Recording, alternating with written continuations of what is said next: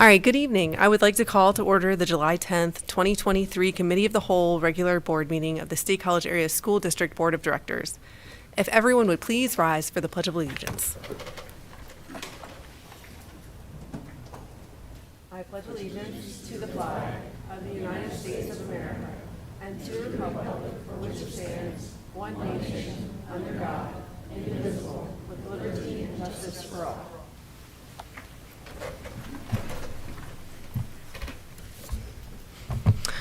All right, I would like to welcome everyone joining us tonight in person, as well as those who are viewing remotely.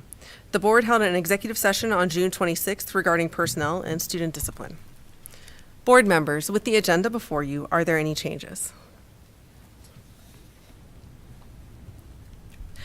I would now like to call on Annette Winningham for a roll call vote of board members. Dr. Anderson? Here. Dr. Bader? Here. Ms. Brandt? Here. Dr. Beck? Here. Dr. Crevecore? Here. Dr. Duffy? Here. Ms. Huff? Here. Mr. Leas? Here. Ms. Zidney? Mr. Johnson will now provide us with his superintendent update. Thanks. I'd like to share that a week from tonight, on July 17th, the board will hold a work session to review the equity audit report provided by the Center for Education and Civil Rights. The session will be held at Panorama Village from 1 to 3 in the boardroom. So that's it. All right, thank you so much. I would now like to call on Grace Myersmith to provide an update on student achievements. Thanks so much for being with us tonight, Grace. Of course, thank you for having me. Recently, the Park Forest Middle School Technology Student Association chapter once again represented SCASD in exemplary fashion at the 45th National TSA Leadership Conference and Competition in Louisville, Kentucky. With over 3,500 TSA students from 47 states and 3 countries, our chapter members were able to achieve top 10 finalist status in 9 STEM-related events. Highlights included being national champions in STEM animation, runner-up in the STEM children's stories, and third-place finisher in Technology Bowl and community service video. Congratulations to their advisor, Tim DeZerko, and all the students on this outstanding achievement. Thank you. Mm-hmm.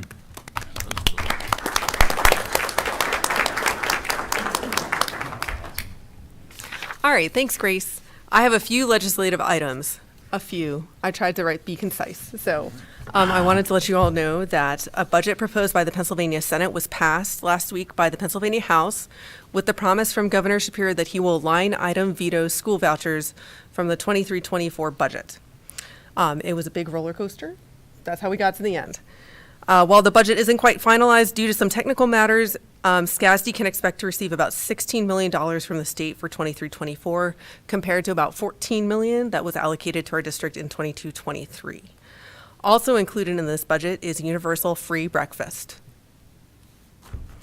At the end of last week, the Pennsylvania House also passed HB 1422, also known as the Modernizing Our Cyber Charter School Law to Protect Kids and Taxpayers Bill. This bill would, 1, set a cyber charter tuition rate for non-special ed students at $8,000. Currently, SCASD is paying more than double this amount for each student going to a cyber charter. It would also, 2, implement a tiered special education formula for students attending cyber charters. 3, require transparency and reasonable restrictions for advertising, sponsorship, and other expenses not related to learning. 4, cap unassigned fund balances for cyber charters. And for some context on this point, it's important to know that unassigned cyber charter fund balances increased from $22 million in 2018-19 to $250 million in 2021-22.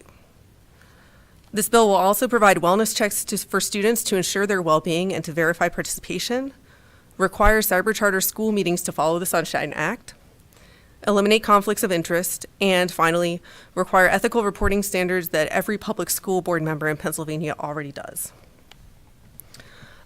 So this bill is in response to the fact that all charter students are paid out at the same formula rate, and there's a big difference in educating a student in a brick and mortar school versus a cyber charter school. And that is less expensive to educate a student through a cyber charter institution. So the aim of this bill is really to make make the money spent on cyber education more appropriate to the cost of cyber education. The state has calculated that should 1422 pass the Senate and take effect, that SCASD would save just under $700,000 next year. I'd like to personally thank Representative Paul Takak for sponsoring this legislation, as well as Representative Conklin for voting to pass HB 1422. And I'd also like to emphasize that this was a bipartisan bill that passed the legislation 122 to 81, with 21 Republican representatives voting to pass it, including Representative Carrie Benninghoff, who was one of our representatives before the most recent redistricting. So thank you, Representative Benninghoff. That's all I have for tonight. Gretchen and Peter, do you have any updates from COG? No, do not. I do not either. Okay. All right, at this time, we will have public comment. We are providing an opportunity at this point in the agenda for those who wish to make a comment and not stay for the entire meeting. Each individual will be allotted up to 3 minutes. For action items, public comment will be held just prior to voting on that item as required by the Sunshine Act. If additional time is necessary, the board may consider reopening public comment after board business is completed or during the next meeting. As a reminder, public comment is a chance for community members to share their thoughts with the board. It is not a time for the board to answer questions or engage in conversation. You can always email the board at all-board@scasd.org. Is there anyone in person who would like to make a public comment this evening? If you'd please come to the podium and state your name, and you'll have 3 minutes. Hello, my name is Mary Morningstar, and I reside in College Township. I have 5 children, currently covering all levels in the school district, including 2 that have graduated. I would like to discuss the current process for parents opting in and out of surveys. My primary concern is that after completing the process set forth by the district, and additionally writing email requests to not have my children participate in surveys, they receive them anyway. It is my understanding that I am not the first to bring this flawed process to your attention. You may have tried to address this last year, but it is clearly still broken as of spring. While individuals here have said, "I'm sorry," the process is still unacceptable. It is a parent's right to make decisions on what they deem acceptable for their children to see. My secondary concern is that the school-to-parent communications about surveys are inconsistently administered. Survey communications come from a variety of school administrators and are sent a multitude of ways, including parent view, school email lists, district lists, etc. This makes it likely to omit parents from the required list. This has happened to me and others. School counselors give their valuable time to remedy the situation, but not always before children gain access to surveys. Children should never be responsible for deleting survey content deemed unacceptable by their parents. We must correct this process. All parents have a right to determine if their surveys are beneficial to their children. I propose the SCASD board develop a policy on surveys in accordance with the federal and PA laws. A suggested policy could include 1, email a Google form before the school year detailing all official and unofficial surveys. The form should include anything administered from the district, the PA Department of Education, and any surveys that teachers want to give, including the survey that was given on the first day of school last year asking for personal information. Provide a link to the survey's content with the explanation of what it is, why is it being given, why is it important, what is the data being used for. 3, provide the ability for a parent to opt in or out to individual surveys and a global default for those who wish to always or never participate. 4, identify a point of contact so parents can ask questions. Include a note stating that parents may change their decision at any time. These suggestions should help ensure the consistency of survey processes, saving the school district time while upholding the rights of parents. I am simply asking that the process be corrected, and I'm asking for parents' rights to be respected and protected. I request that this item be put on the July 31st agenda as an action item. School is right around the corner, and our children are asked to take surveys on the first day of school. Thank you for your time and your upcoming response. Here's a hard copy of my suggested solutions to this problem. Thank you. Thank you for your comment. Is there anyone else here who'd like to make a comment? Please, if you'd come to the podium and state your name.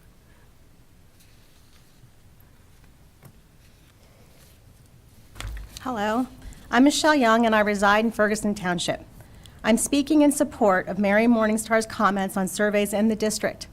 As many of you know, federal and PA statute states no student shall be required to submit to a survey, analysis, or evaluation that reveals information concerning one or more of 8 listed clauses, including political affiliation or belief, mental or psychological problems, sex behavior or attitudes, protected privileged relationships, religious beliefs, and income. The same statutes direct districts to develop policies that include processes for required parental notification, access to review the surveys, and to opt their students out of surveys. In my research of SCASD policies on board docs, I did not find a policy that covered the administration of surveys. There are policies that discuss review of curriculum and instructional material, but these policies are not inclusive of surveys. Mary followed SCASD Policy 009, policy initiation, in making her request. So I would urge the board to take Mary's comments to heart and develop a policy on the administration of surveys if one is not already in the works, and include her well-thought-out procedural suggestions. This will hopefully encourage a more consistent administration of surveys following the applicable federal and state laws. Thank you. Thanks for your comment. Is there anyone else here tonight who'd like to make a public comment? Please. Hi, my name is Steve Lutz. I'm a resident of Harris Township with 3 children in the district. 1 recently graduated. I just wanted to add my voice in support of the substance of the recommendations brought by Mary Morningstar. Thank you. Thank you very much. Would anyone else like to make a public comment? Please.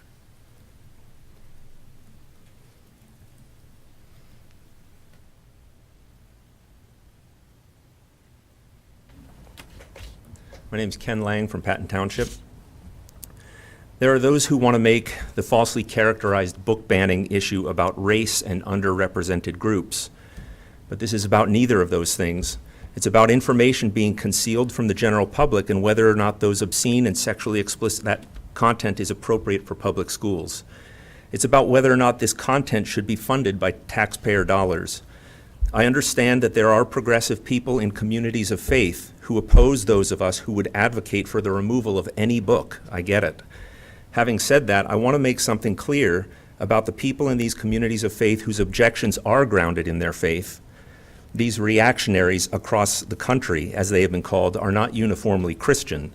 Most notably is probably the Muslim community in Dearborn, Michigan, which spoke out about their school board for the same reasons. For all the differences these faith communities have, Muslims, Jews, and Christians are largely united in these reactionary causes, and these faiths include people of all races. So why this sudden reactionary unity among these faith communities? Is it because they're all making personal condemning judgments against particular individuals? No. Is it because of hate? No. It's because there's a strong and sudden move to attempt to deny faith communities who embrace a transcendent source of morality and ethics the right to continue to do so. Generally speaking, while they may make moral judgments in light of their faith, these people aren't condemning anyone. Rather, they're submitted to a transcendent moral framework that is not consistent with the one that's being forced on them. There's an attempt to coerce them to affirm beliefs that they do not genuinely hold.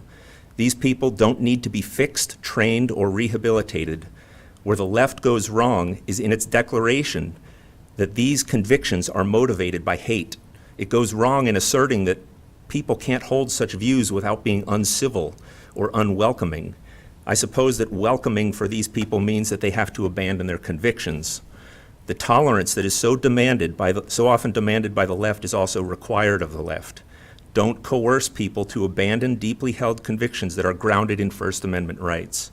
Trying to do so is the stuff of totalitarianism and tyrants. It leads to a default trained behavior that leads far too many to mischaracterize the motives intending to hate or harm. How about simply not embracing or, heaven forbid, disagreeing? Isn't that diversity? These people don't believe what they do in order to offend others. They're being persuaded by logic and reason to embrace truth claims that just happen to be offensive to some people. We ought to be spending a little less time cultivating hypersensitivity and a little more time teaching resilience and civility with those who may not share our views. Is this board truly committed to transparency and tolerance? Let's see a true commitment to a value for such resilience and civility to coexist with those with whom we disagree. Today, I'm a Christian standing with Muslims and Jews and with some who adhere to no particular faith at all. Thank you. Thank you, Mr. Lang.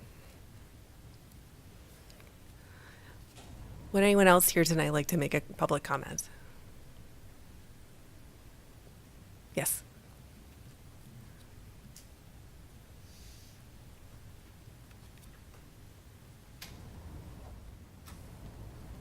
If you please state your name. Thank you so much. My name is Megan Lang. Superintendent Johnson, thank you for clarifying the book list that I mentioned last time. I was able to find everything I needed. Thank you. So last time I handed out an excerpt from a book in our high school library that many of your constituents find obscene. Moreover, most other constituents don't even know this level of obscenity actually exists in the library. With that in mind, I want to read to you from the federal law. U.S. Code, Title 18, Section 1470, Transfer of Obscene Material to Minors. Whoever using the mail or any facility or means of interstate or foreign commerce knowingly transfers obscene matter to another individual who has not attained the age of 16 years, knowing that such other individual has not attained the age of 16 years, or attempts to do so, shall be fined under this title, imprisoned not more than 10 years, or both. Now I will read to you an excerpt from this book that I gave you last time. It's All Boys Aren't Blue by George M. Johnson, so that you can hear for yourself what you are advocating for minors to have access to in your library. Page 266.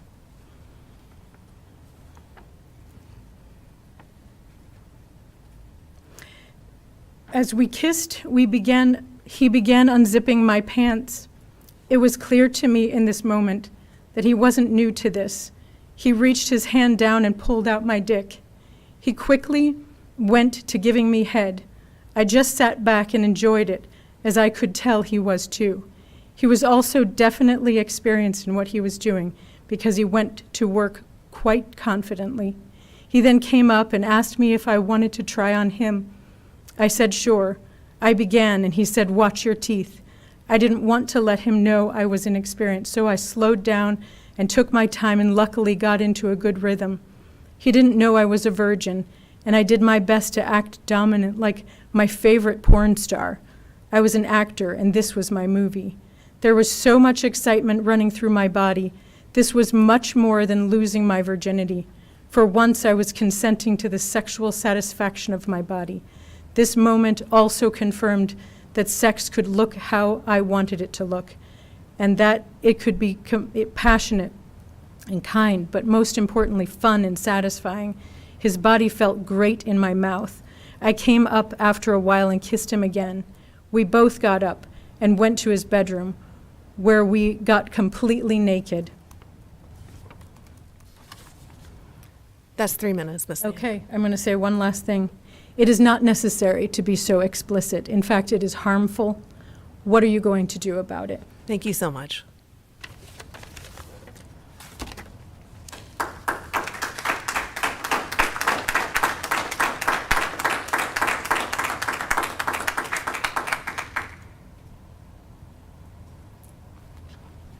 Thanks. If Hi, you I'm please- Krista Gallagher. I'm from Patton Township. I didn't know that Megan was going to read that tonight. I actually wasn't at the last school board meeting, so I heard her mention this book. So I went and I researched it. I printed it out. I wasn't going to read that excerpt, but I'll go on from where she started. I'm reading a different excerpt. This is page 271 from the same book. I got to his apartment. We both began drinking while watching TV. This lasted all of 10 minutes before we started kissing and undressing each other. He then stood up and grabbed me by his hands and led me into the bedroom. We took each other's clothes off, fast but deliberate. After he told me to lie down on his bed, he asked me to turn over while he slipped a condom on himself. My heart immediately started to race. Nervously, I asked him, what was he doing?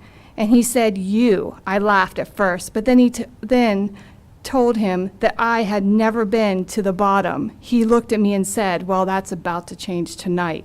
I was extremely nervous. This is a fear,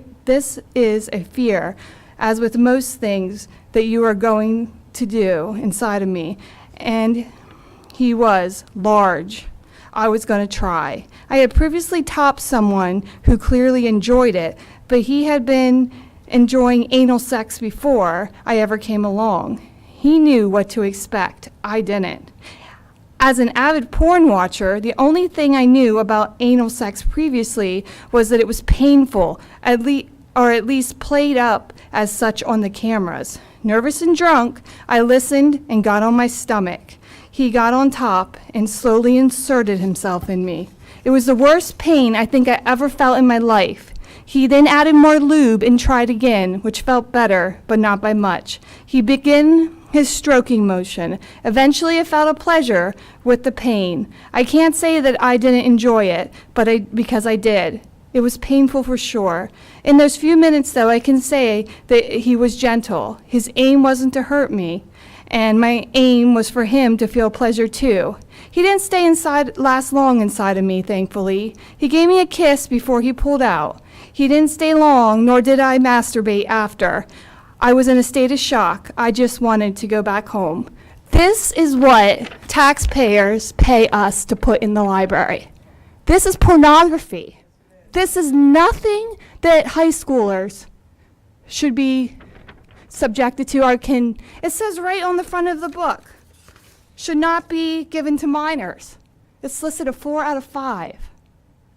I mean, to think that my son could just go and check this out, or my daughter who will be going to the high school soon, I would never, ever let her. And parents don't know. Parents think that we're book banners. No, we don't want our kids subjected to this. This is sexualization. This is pornography. And that's all I'll say. That's 3 minutes, Ms. Gallagher. Thank you for your comment.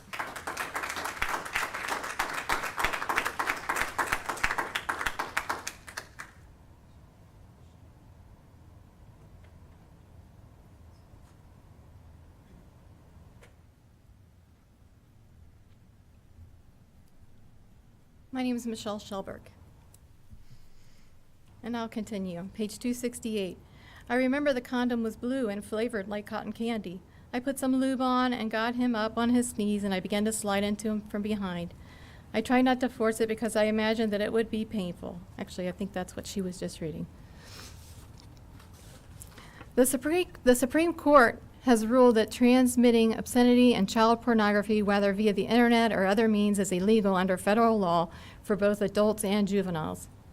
Obscenity is not protected under First Amendment rights to free speech, and violations of federal obscenity laws are criminal offenses.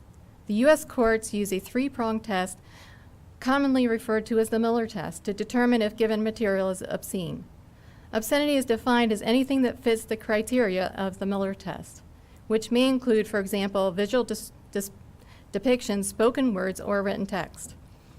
Federal law makes it illegal to distribute, transport, sell, ship, mail, produce with intent to distribute obscene matter. Convicted offenders face fines and imprisonment. Federal law strictly prohibits the distribution of obscene matter to minors. Any transfer or attempt to transfer such material to a minor under the age of 16 is punishable under federal law. In addition, visual representations such as drawings, cartoons, or paintings that appear to depict minors engaged in sexual activity and are obscene are also illegal under federal law.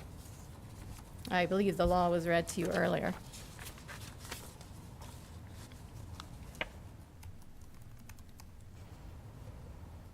I believe this board follows the Pennsylvania School Boards Association principles for governance and leadership. Due to the last meeting's behavior of the board, I thought maybe we'd go over the act ethically part. Never use the position for improper benefit to self or others. Avoid actual or perceived conflicts of interest. Recognize school directors do not possess any authority outside of the collective board. Accept that when a board has made a decision, it is time to move forward collectively and constructively. Under communicate clearly. Promote open, honest, and respectful dialogue among the board staff and community. Acknowledge and listen to varied input from all stakeholders.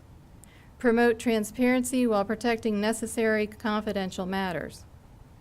Set expectations and guidelines for individual board member communication. Advocate earnestly. Engage the community by seeking input, building support networks, and generating action. Thank you.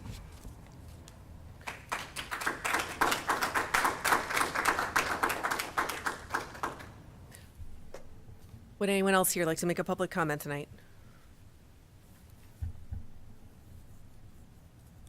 All right, is there anyone attending virtually who'd like to make a public comment? If so, all you have to do is raise your hand in the lower, close to center, right section of the Zoom screen.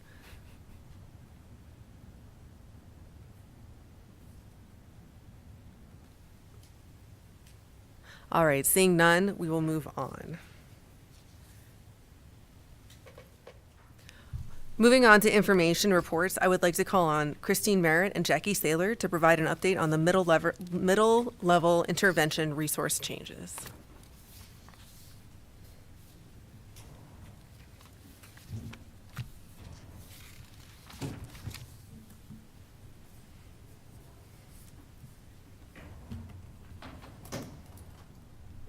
Good evening.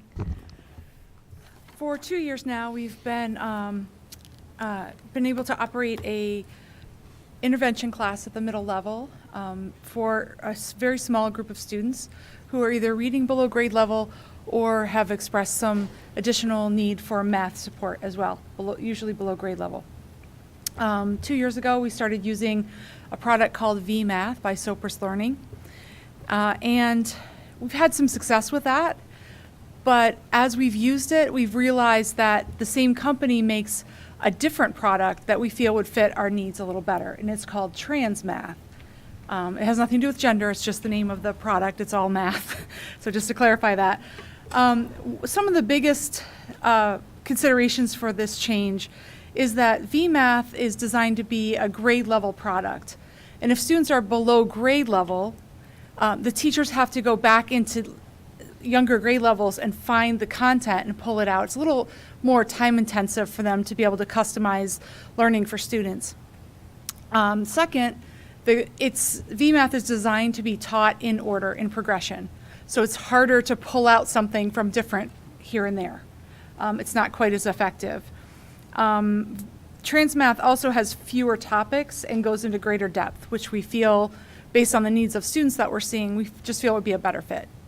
It's a very similar budget footprint. It's not significantly more or less money. It's just a slightly different version of the product by the same company. And I provided a link that you could have looked at if you would like to see that. Those are the highlights. Anything else, Jackie? I know you helped work on this in the transition, so I invited Jackie to be part of it. I think you hit them all. Okay. Go ahead, Laurel. Thanks. Yeah, thank you for the memo. It was very thorough. I was curious, it said middle school, but I know you're doing more high school. Are these middle schoolers that go to the high school, or is it actually done in the middle school? In the middle school. Okay, I was just confused about that. Yeah. Thanks. Dr. Buck? Yeah, I followed up on some of the links to look at, there's some research that was done on it as an intervention for fifth graders. Mm-hmm.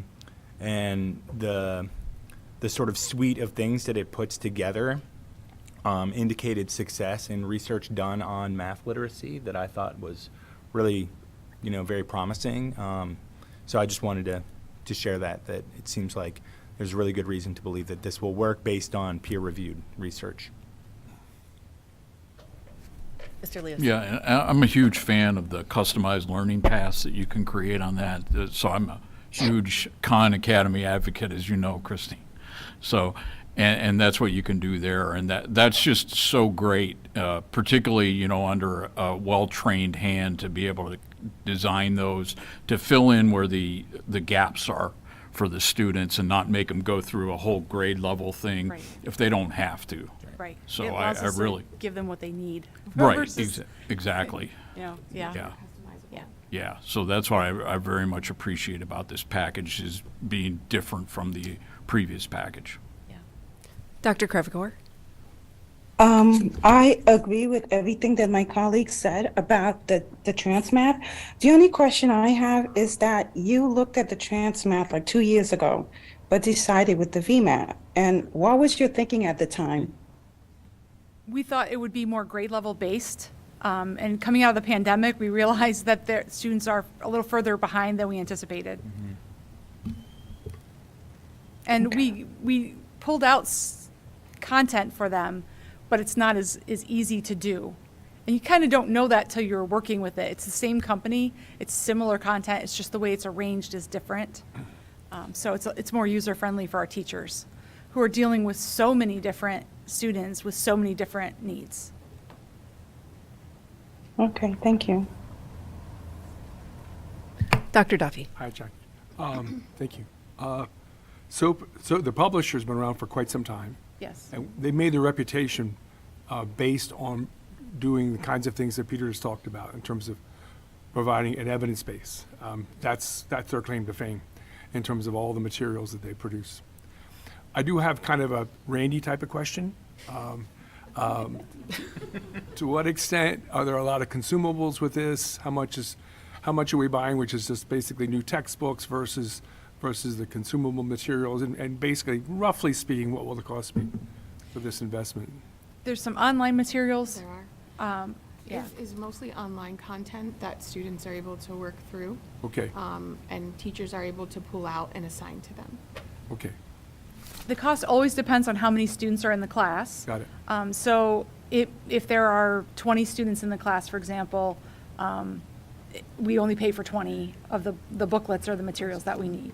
So I believe the cost for math was right around $6,000 or $7,000 total for both middle schools, something like that. It was. Thank you. It's not a tremendous amount of students. Yeah. So it's not a high cost. And in relation to the benefit, it's well worth it, for sure.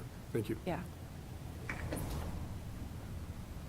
Can I ask one more follow-up question? I guess it's on that. Do I understand right, though, or does the district already has materials like number lines and, you know, things for graphic representations and manipulatable tools for doing fractions and things like that?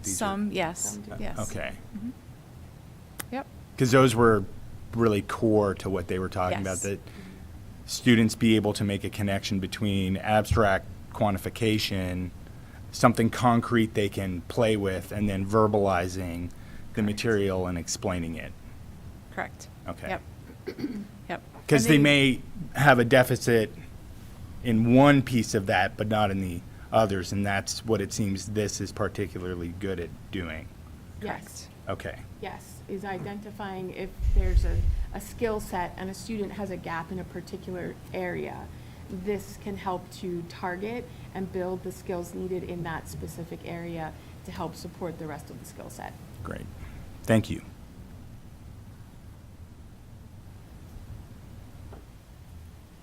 All right, thank you so much for your info. That is an action item next time. Thank Sounds you. good. All right, next, Chris Merritt, Danielle Yoder, and Jean, I'm so sorry, Jean Knaus will join us for an update on the school climate survey results.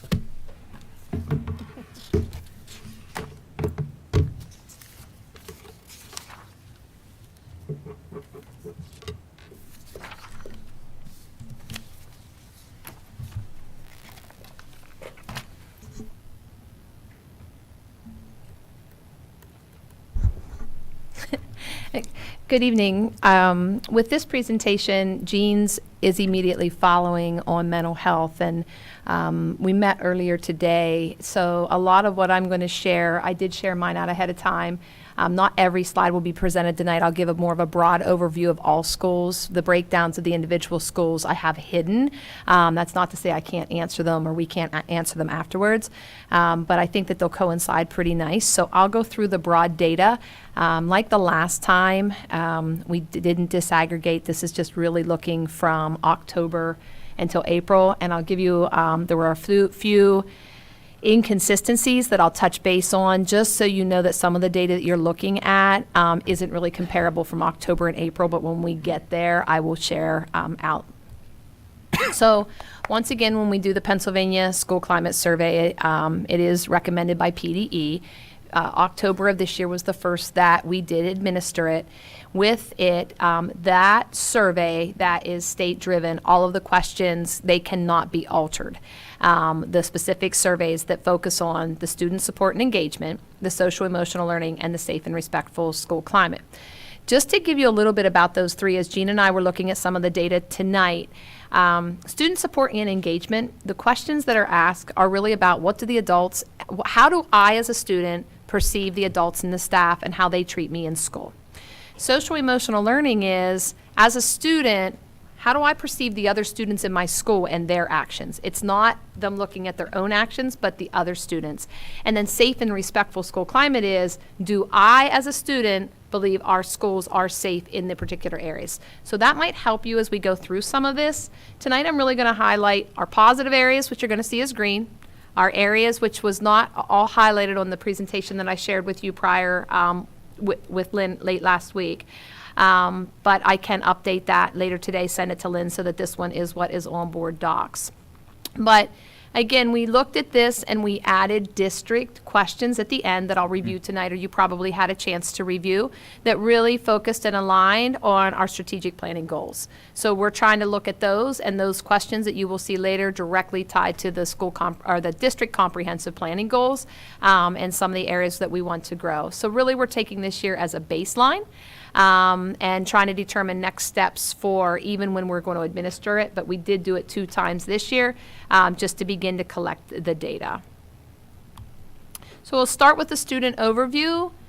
And again, areas in black, the survey will say, you know, that's right where a school district average is within the state of Pennsylvania, and what we expect to be in the normal ranges.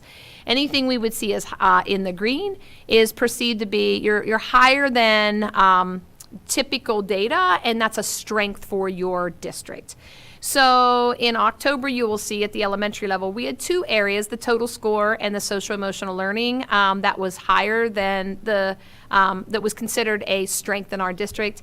And then again in April in elementary. And remember, elementary, it is grades 3, 4, and 5 only. They do not feel that students in K2 are equipped to take the survey.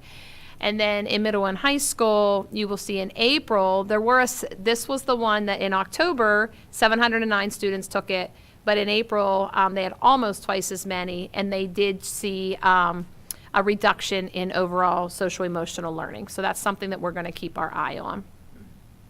Just to show you the overall disaggregated data, I did break it down between male and female, and then they can choose not listed. Overall, elementary, again, we see several green areas in both October and in April, and no red areas. And then the same with the disaggregated by race. For the most part, there were some dips, but really we're looking at, are we maintaining and do we see any areas in the red, which you'll see here at some of the other data.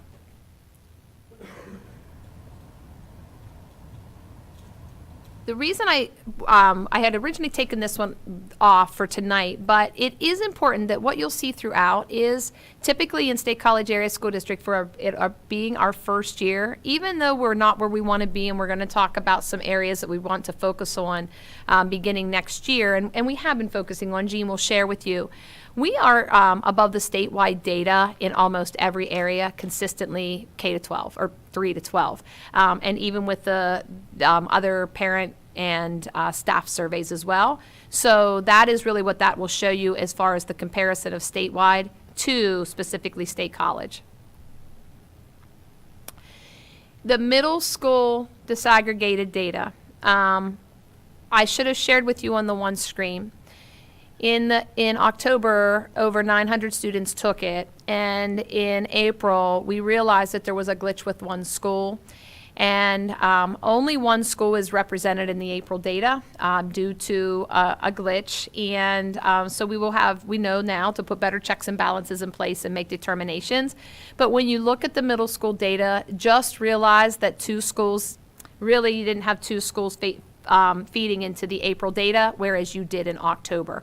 So it is still important to point out, though, the students who are identifying as not listed, so that is that they can choose that option. We are seeing areas in the red and an area, especially in social emotional learning, that we want to look at and make sure that we're trying to determine how to best support students in the schools that are identifying as other than male or female.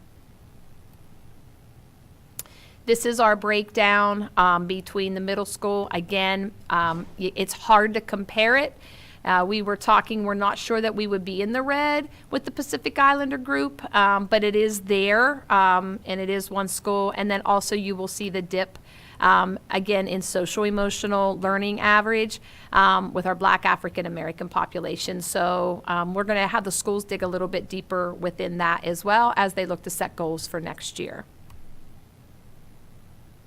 So you'll see in middle schools, lots of drops. Statewide average does drop in social emotional learning in April. They didn't in the state in October either. We did not overall within our average, but so we are still higher than the state in that.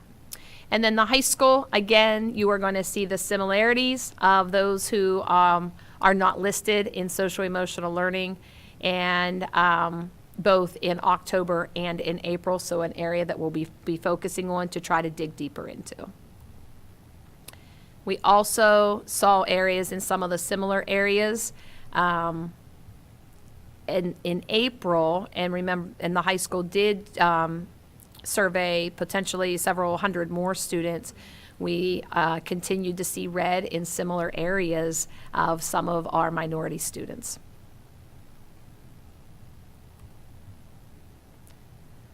So overall, again, above the statewide average in both October and April, but we did see some dips between October and April in our data. With regards to the staff overview, this is just hard to see, but it'll give you a closer look if you want to look at this closer of just who took our survey. It helps us see how many of each, and then gives you an idea of who took it to get the results that we got. There are no overall areas of red, but no overall areas to green either.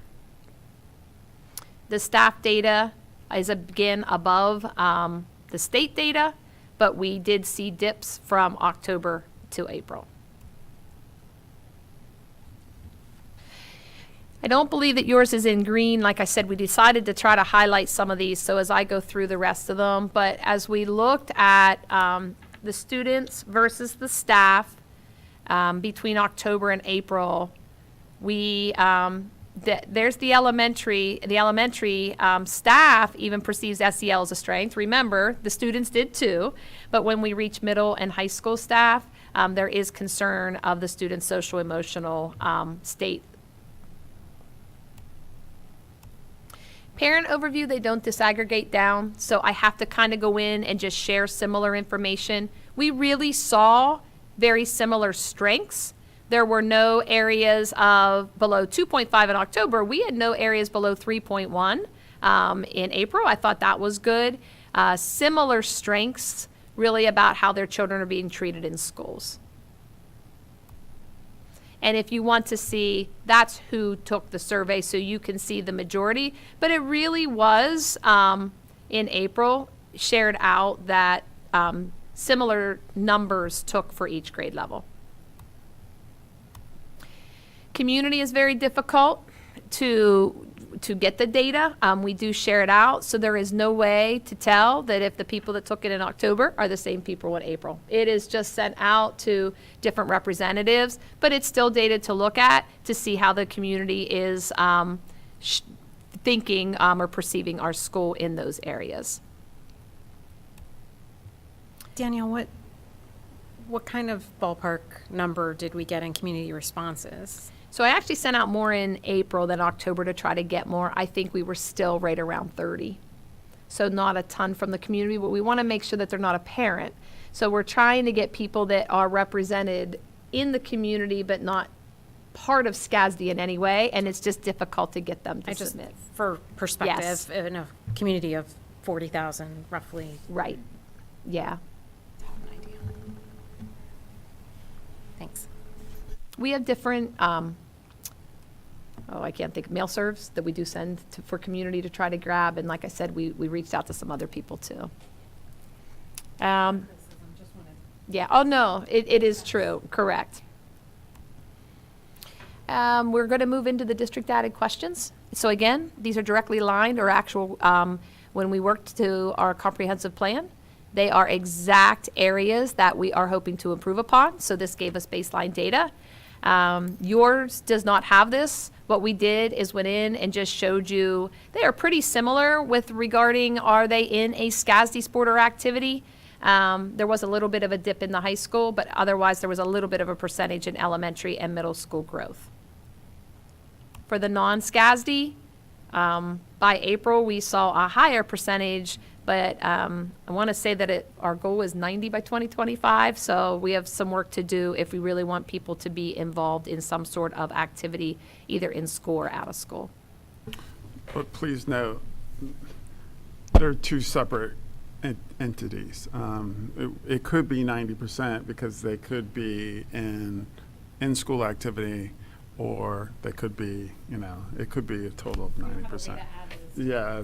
Because we can't drill down to the individual student to determine who took what. Yeah. And that is something we can consider for next year. Do we add a question that says, are you involved in at least one? To try to get that data. Yeah. Found this one very interesting. I would have, we have no idea. I truly believed, and this one should be read, sorry, I mixed that middle school one up, but we thought that the students would be more prepared by April, and they're actually reporting in elementary school and in middle school that they're not. That could be because they have now become attached to their teacher. We don't really know, so we would really have to survey to find out why they're feeling they're not ready to move to the next step, but it is a dip that we weren't expecting to see, especially in elementary school. I thought it was easiest just to look at all schools to give you that between October and April. I know that we have already had some community forums. We talked to CJ, and we wanted to let this on since we wanted to give the exact same survey that we gave in October. So I went ahead and compiled those results as well. You will see there is some increase in all schools, but there are some differences if you want to take a look at that with regarding an SRO being assigned to support what different schools in our district. The next one is also SROs and their beliefs. And what we did is looked at the school was significantly safer just to see where we fell. With parents, there was an increased staff, high school and community, but the middle school, there was less people felt that it is significantly safer. That this was the one that had police, should they be permitted, should they check in with their buildings, and you will see where there was growth in one area, there was a reduction in the other, and it kind of shifted between parents, staff, and the community. And that is all of the school climate. That is entirely up to you. If you have specific school climate questions, I will gladly answer them, but again, Jean is really going to go into mental health supports that directly aligns to a lot of the items that we talked about with more data. So we could either go into hers and then the three of us answer questions, or if you have specific questions, we'll take the time to do that now too. All right. Is that okay? I just want to make a data presentation recommendation if possible. So earlier in the presentation where you disaggregated by gender and by race, it would be really helpful to have an idea of the cell sizes, how many students are actually in some of these categories. Not to deny, like if the number is in the red zone, like I'm not saying we shouldn't look at it if it's a small number, but I don't want to make a huge deal about a difference of 0.4 this nebulous number that we don't know exactly what it means, when it's possibly not a statistically significant difference because the cell size in one group is so small. And so that's just a data thing, and I don't know that we can attach levels of statistical significance to this. I feel like I might have even said this last year. This might be impossible to do, but I just feel like it's something that we need to keep in our minds, that it's hard to know how much these numbers really mean, because a difference of, like, if it goes up or down by 0.2. And we agree. We were looking, Yeah. I can give you one example, was the middle school. So Jean and I, earlier this evening, were looking, and really with about 400 less students taking it in April, we looked at the Pacific Islander data, and in April, of the ones in the red, it was 7 students. So if 8 students in October took it, we wouldn't have seen the red. So we are recognizing that too. Yeah. That It's- said, if we have 7 students telling us that we need to do better, then we need to do better. and try to help And that's them. clear. So I don't want to Absolutely. take away from that message, So but one of the things that our schools Yeah. will do too, that to do it a board, we're really trying to keep it broad.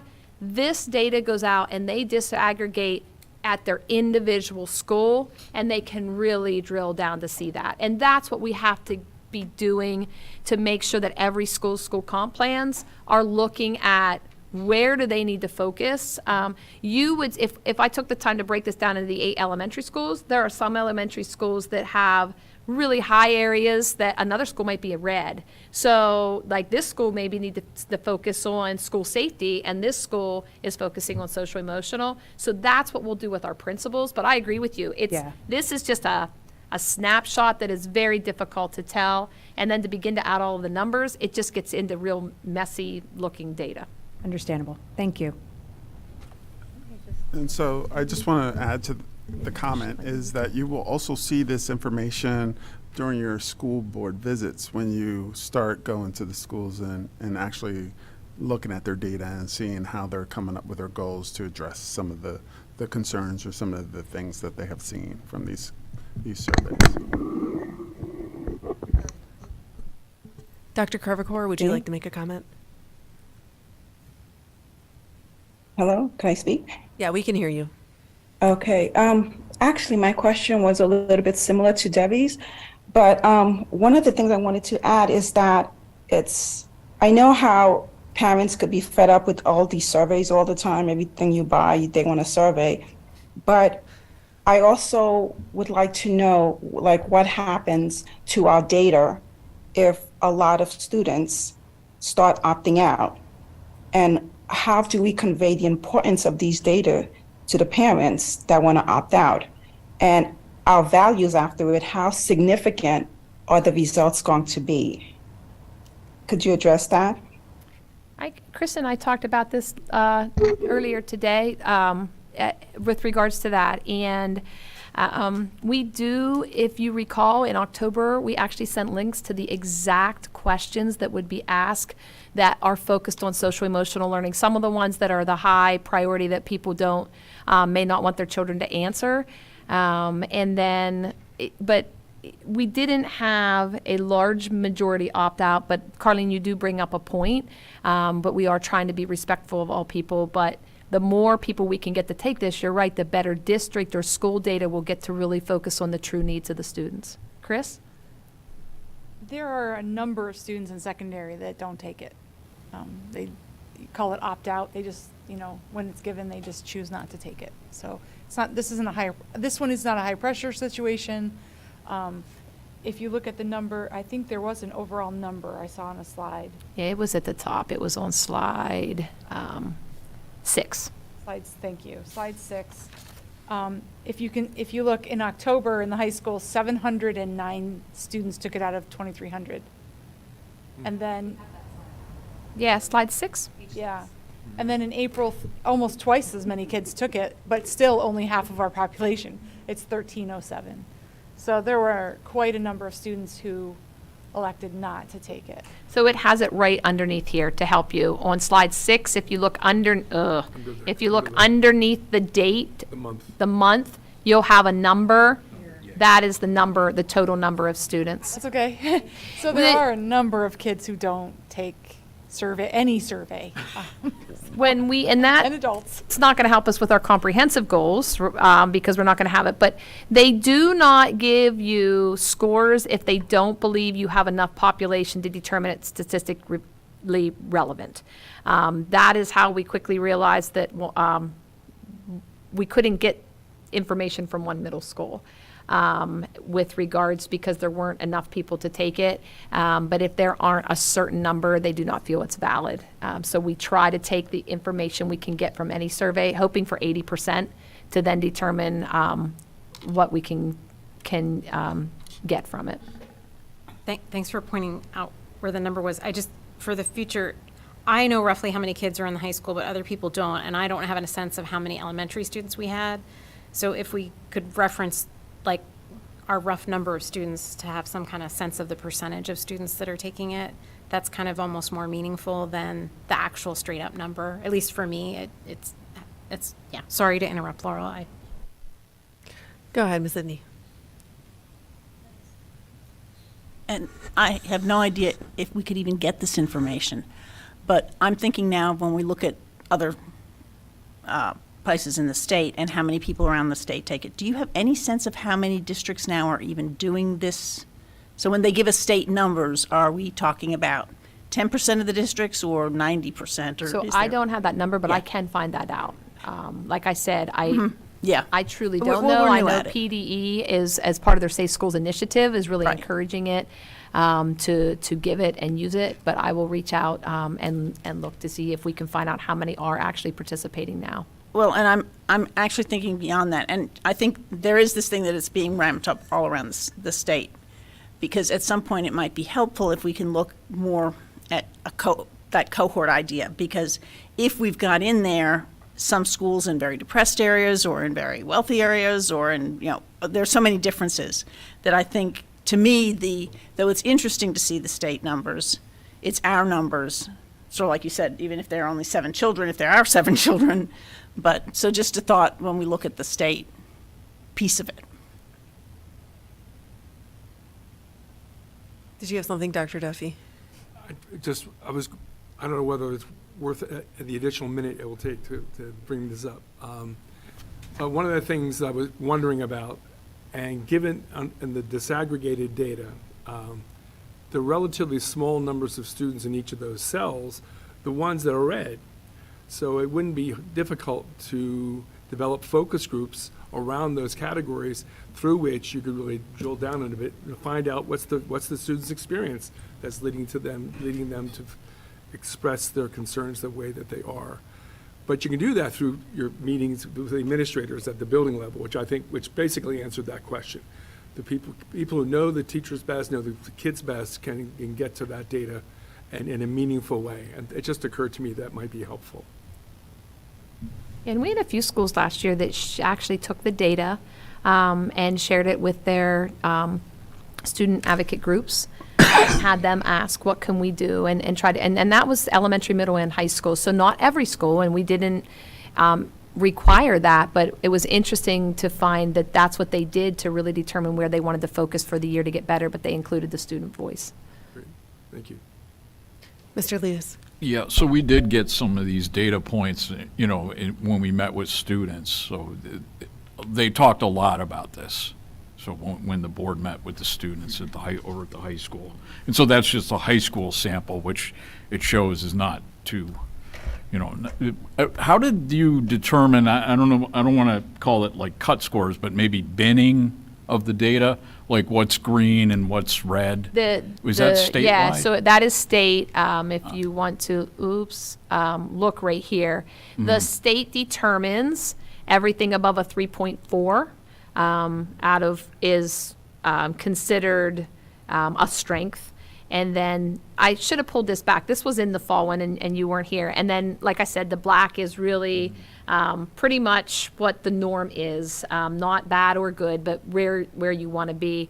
And then focus areas are anything below a 2.59. That is by the state, what they give us. So when they're compiling their statistics. But there are some slides that we just highlighted that Oh, didn't have. we did, yeah. Right, yeah, okay. Just to show that there was growth, decrease range. Mm-hmm. Dr. Buck? And just because it isn't stated what the score is out of, Is that a Likert? right, so Scale. is it, right, is it 4, is it 5? That's what Chris Rosenblum said today, and so I believe it is 4. Right. Like I said, that is on my former presentation. I Right, can it just get wasn't people on, that on this one. I now. just wanted that Yeah. to be clear. Thank you. And I think sort of along the same lines, it would be nice to know what a standard deviation is. So like Debbie was mentioning, what does a 0.2 move mean? Is that significant? Well, that depends, like, it's not 7 Big Islanders that did that, it was 7 that took the So survey. out of how many, And which so we if don't. there was one at the other school that didn't take it, that could move that, Mhm. because it's such a small number, so. that's Right. kind of- Right.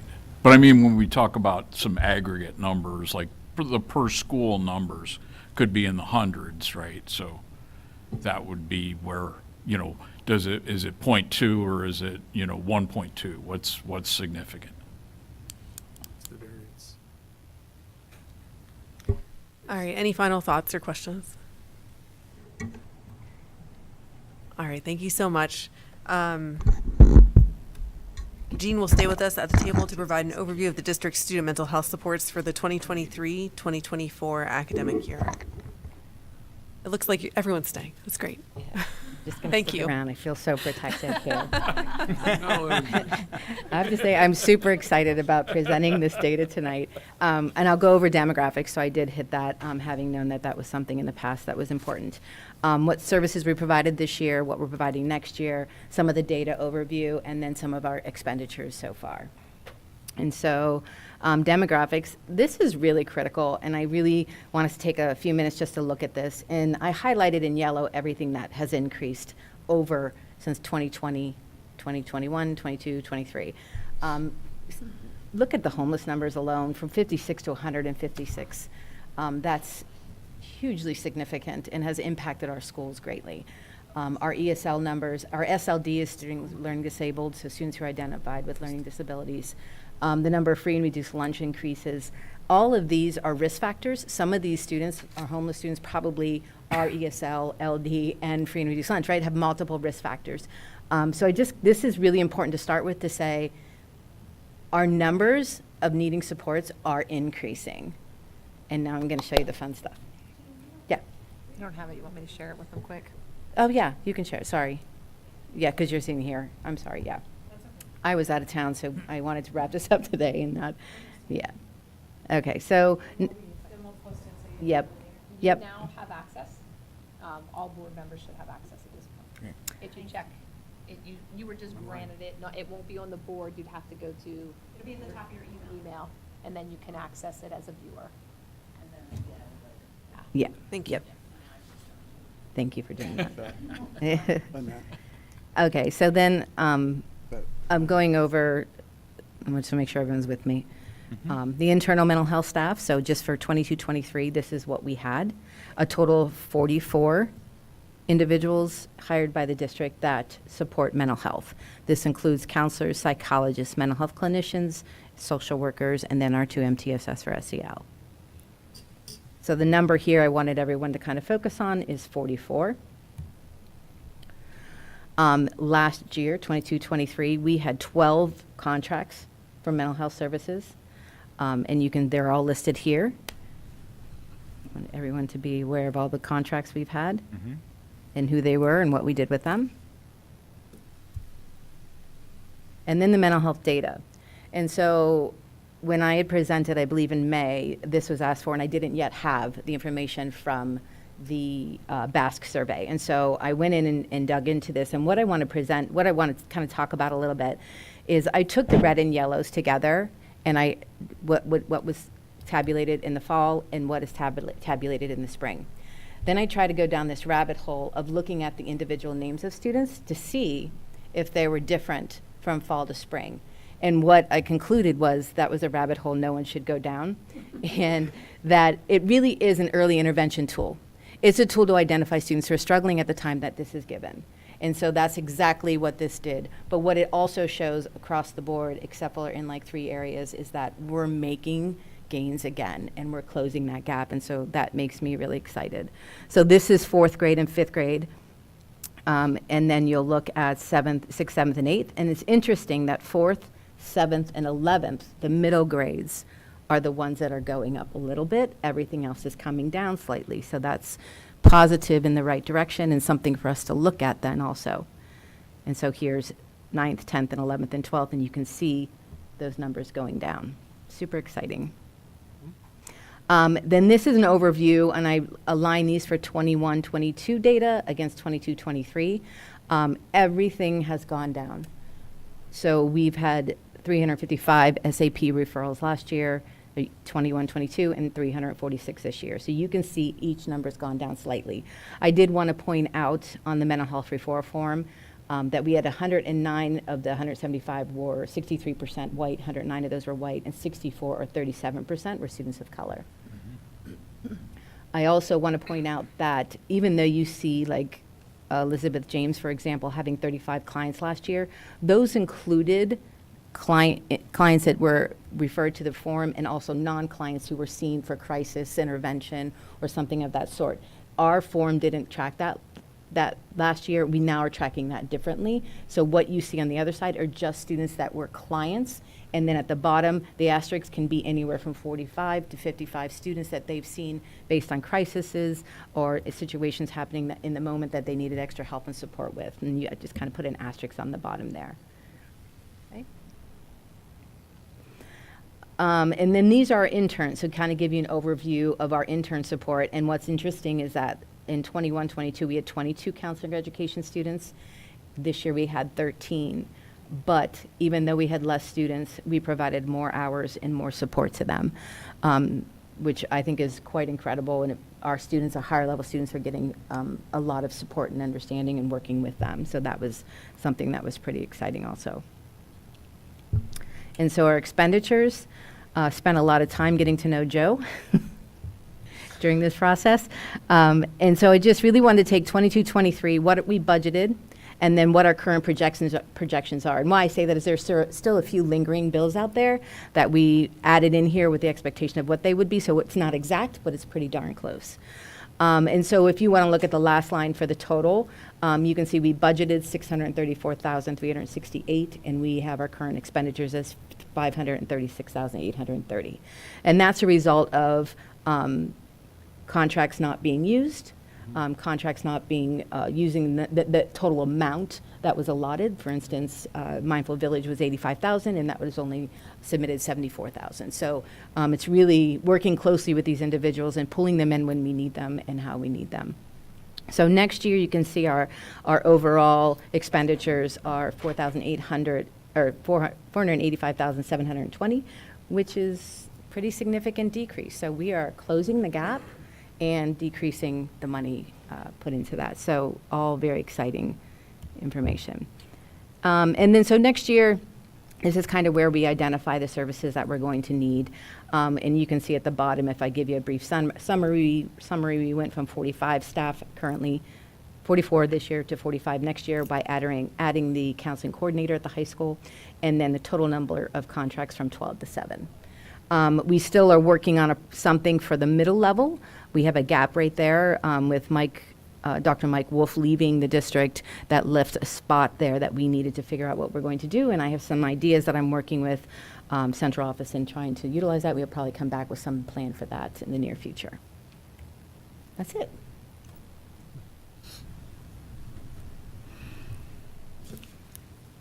All right, are there any questions or comments for Jean?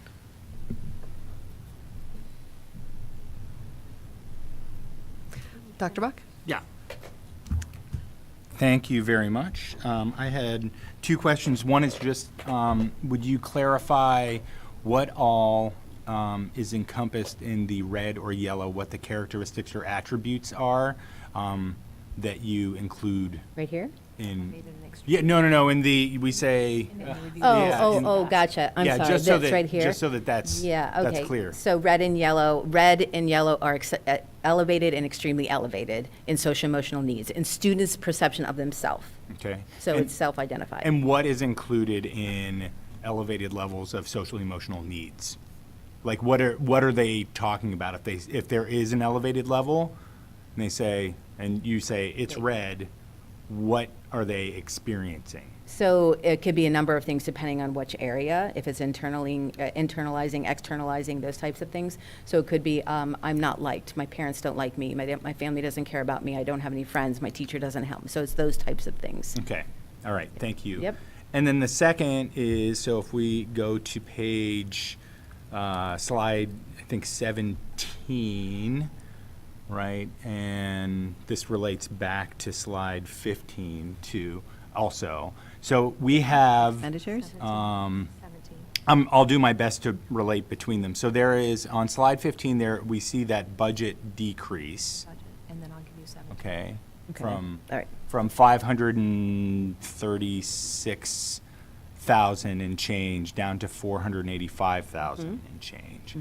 And then on slide 17, we have internal mental health supports.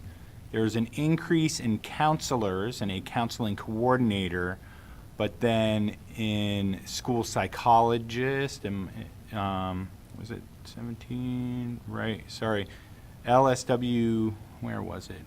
Yeah, SCASD mental health clinician, it goes from 2 to 1. And I remember 2 weeks ago, I believe we approved Brenton, he resigned or he's moving on. So does that account for, so that space is not being backfilled It's going to be filled by a social worker. by a social worker? Yes, a clinical social worker who can provide mental health clinical services. Okay. And, well, I don't want to, I think that probably is going to bring up a bunch of other questions for me, and I probably don't have them all in mind, so I think I'll follow up with email or bring it up in another meeting, just because I'm a little, I guess I'm worried about what that juggle might be, because someone like Brenton, right? And then the qualifications and what the social worker does are different, and what they're allowed to do can be a little bit different. And so I don't want to get ahead of myself too much. Yeah, I'm I just can- going to say I'm a little worried about that. I can speak to that a little bit. So we do have a social worker, Morgan Bechtel, who actually provides mental health clinical support in our RIGHT program and in our elementary schools. But she also provides supports to our families. And so her role is very large and wide, and she's spread very thin, but yet we can utilize her much better. The mental health clinician doesn't provide a family support in that capacity, so we get more in the school setting for the social worker, and that's why we're moving in that direction. They can still provide the mental health clinical support that those students need, and Morgan was doing that at the RIGHT program, is doing that. And so the same as Brenton and Elizabeth at the high school are doing. So although their licensure is different in their hours and their certification is a clinical model, and then we have the mental health support model. Does that make sense? Social workers receive a lot different training than years ago. Yes. Correct, in terms of Yes. mental health training. Yes, they can provide mental health therapy. Right. And can I ask this question, and maybe it'll help clarify the distinction between the two roles? Sure.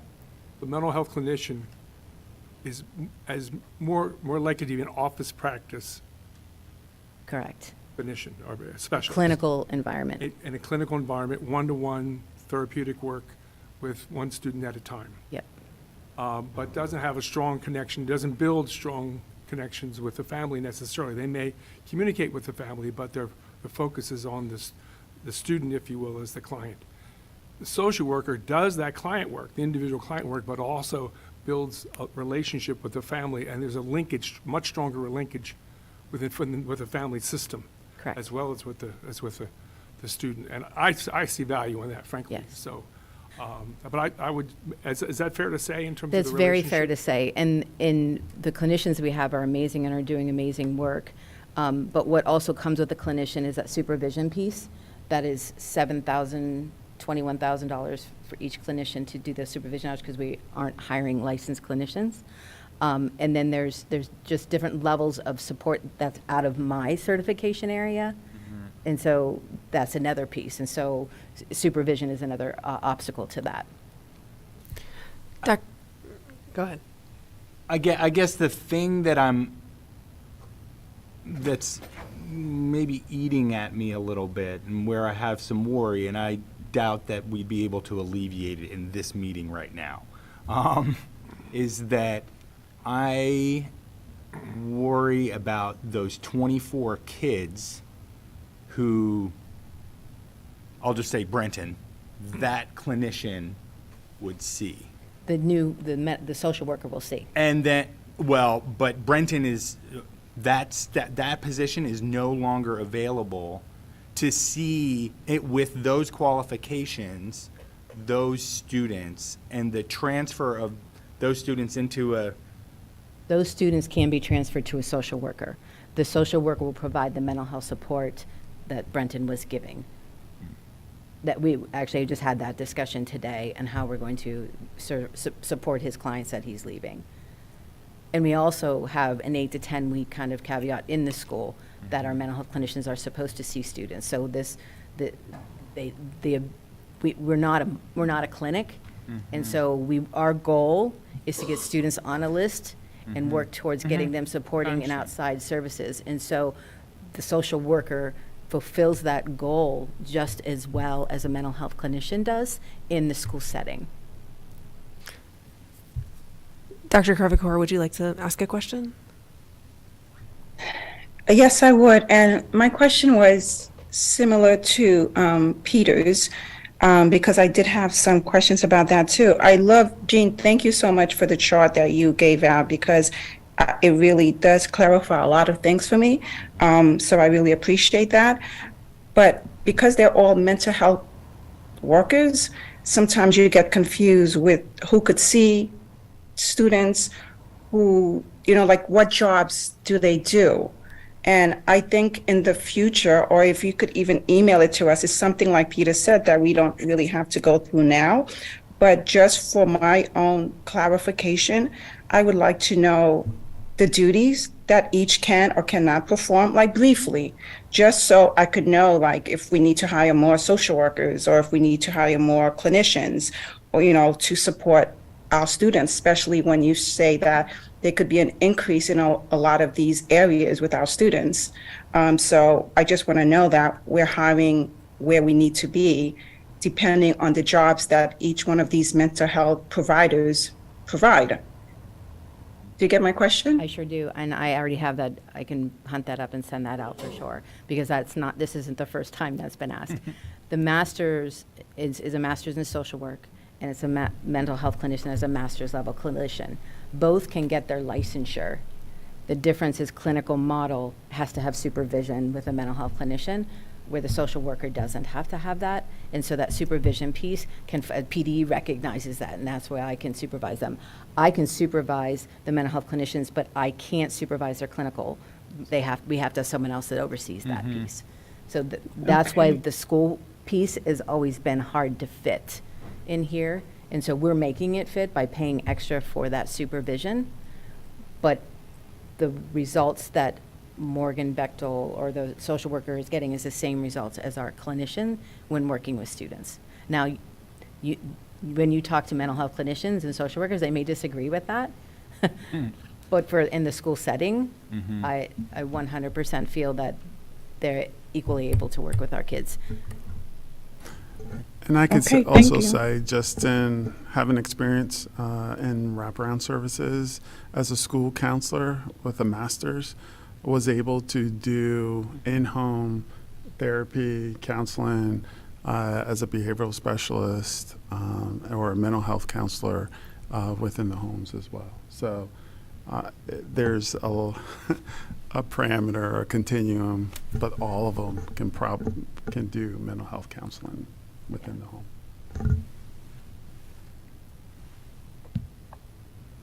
Go ahead. Ms. Bird.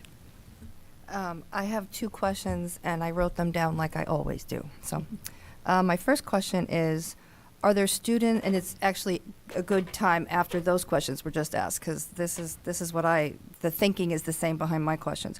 Are there students who requested to participate in mental health services, for example, the hair clinic survey that was sent out to students if they wanted to talk to somebody at the hair clinic, who did not get assigned a therapist due to being waitlisted?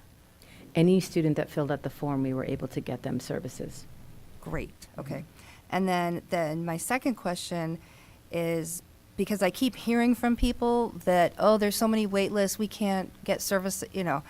And so I've heard from some community members that they didn't even think that the school district offered these services. And I was a little bit confused by that because I see all the correspondence as a parent. I mean, not as a board member. I see it and the different opportunities, possibilities, services that are offered. So I was wondering, how are these primarily communicated to the SCASD community? Is it through emails or? We don't say, hey, we have mental health clinicians if you need to see somebody. What happens usually is the student will come to a counselor. They'll express that they have some needs. The counselor will work with the family in determining what those needs are, get them on list outside the district, provide the family with lists. There is a list that, there are a lot of openings in the district or in the community.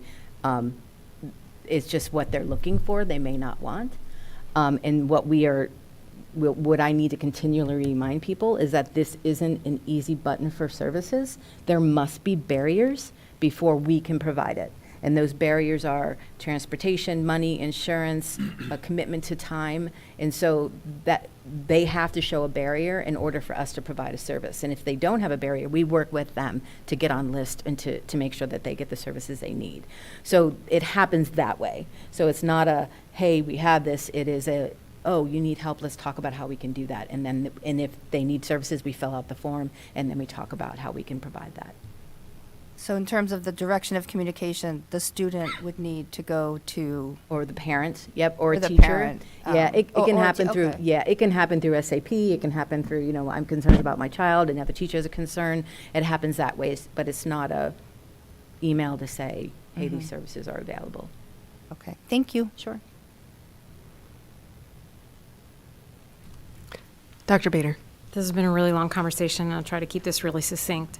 In the mental health referral data that you shared, in the past year, 175 referrals, and you gave a breakdown of some of the demographics, and that 37% were students of color. Could you also, for reference for the community, state roughly our percentage of students of color as a whole in the district or in the high school? Because Well, it's what I mostly, can- is it mental health referrals through the whole district? What I can tell you is that we're about 78% white.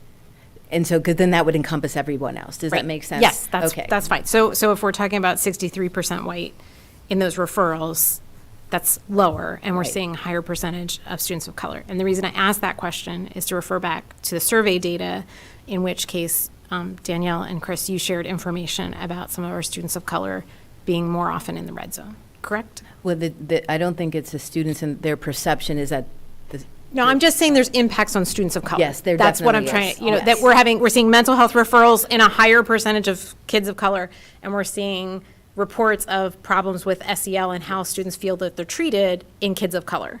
correct. And so I just wanted to say that out loud. Yes. Thanks. That's it for me. All right, thank you so much. Thank That was you. really helpful. Thank you. That was. All right, I would now like to call on Mr. Randy Brown and Mr. Mike Fisher and Mr. Joe Vigilone to provide an update on the long-range capital plan.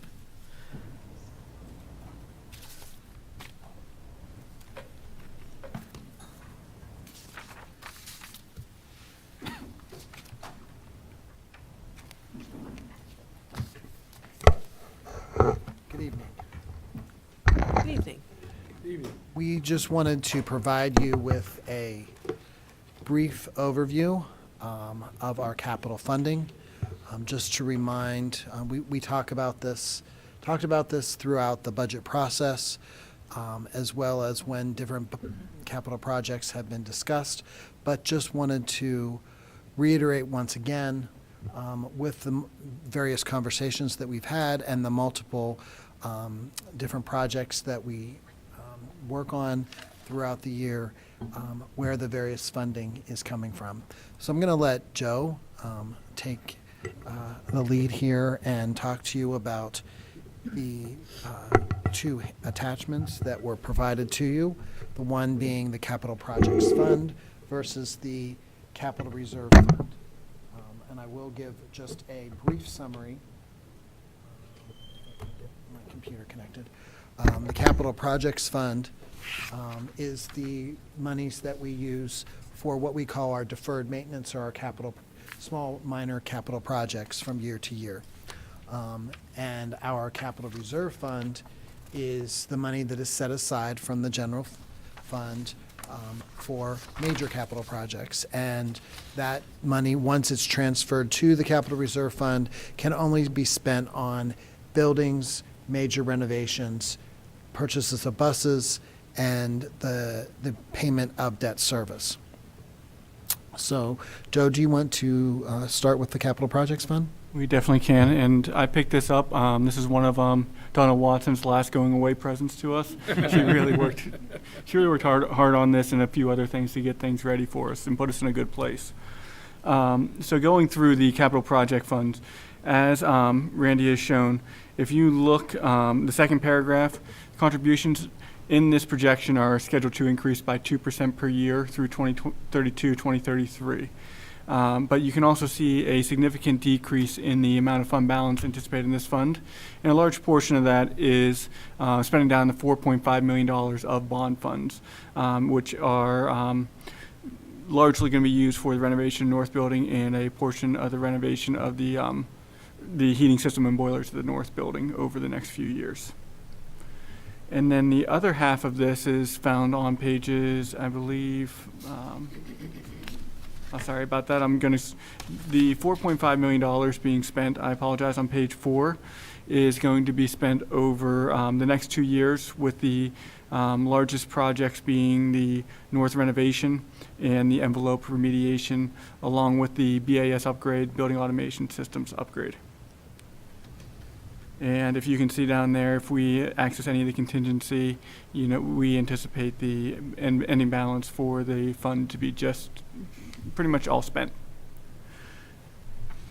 Moving on to the Capital Reserve Fund on pages 5 and 6, gives you a bit of a highlight. Contributions are scheduled to end in 22-23 and not resume again until 28-29. The reduction in contributions is consistent with the increase in the debt service payments in the general fund over that same time period. So it's a way to keep payments the same, whether we're planning for debt repayments or future capital contributions.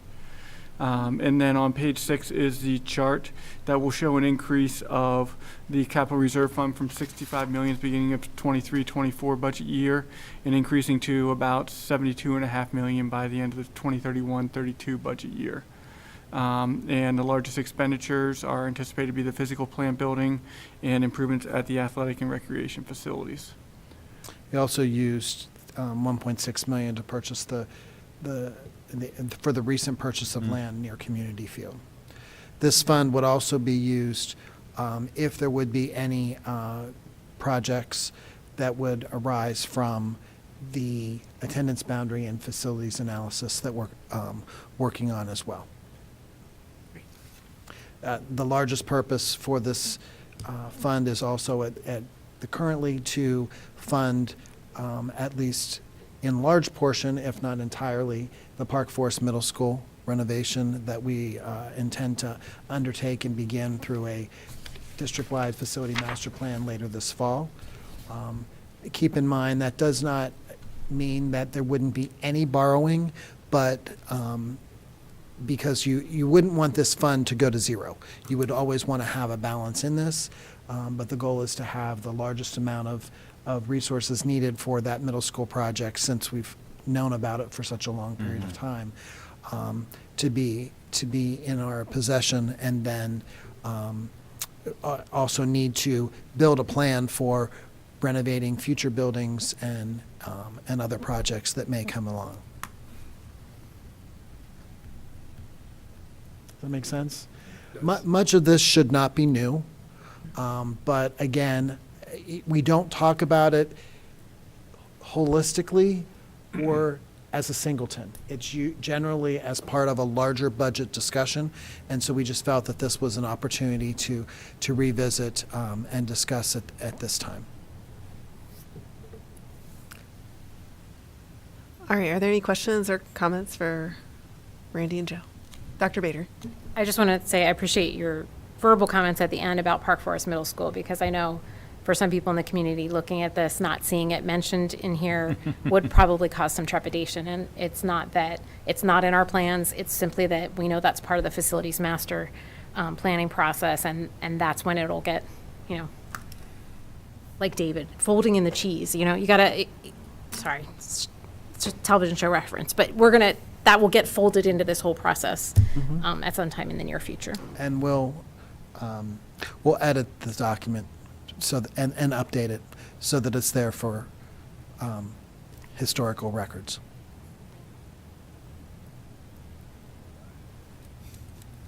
Laurel? Where is Fairmont? Is it anywhere in here in terms of either? Funding for any project at Fairmont is not included. That, I believe, would be a part of our district-wide facility master plan, and any decisions that would that would result for that property. Are we still expecting to be out of it within the next year and a half? Yeah, once physical plant the physical plant building is completed. Okay. And also the north building renovations are completed. You may ask, why is that? Well, it should have, it shouldn't be a surprise, but it's a minute detail that you may not remember. Those of us that live in this building will remember. The north renovations are being completed, and the largest part of that is where our IT department is going to be housed. That will allow for a vacated space here in this building, and we're going to be looking to do some administration renovations that include the remainder of the folks that are in Fairmont that are not going to the physical plant building. Because we do have a small number, but yet a number of folks that are in Fairmont. Is that helpful? Yeah, no, I figured there's also no income projected from that on here. That is correct. Right. Yeah. I make no assumptions. That's a good plan. Because it could be an income and it could also be a high cost, depending on what the board decides. Yeah, no, I just more wanted to double check that it's not hidden somewhere where I missed it. Nope. Or anyone else missed it. Okay. You can't get ahead of the curve, right, Randy? You can only have to be behind the curve in terms of those kinds of things. Right.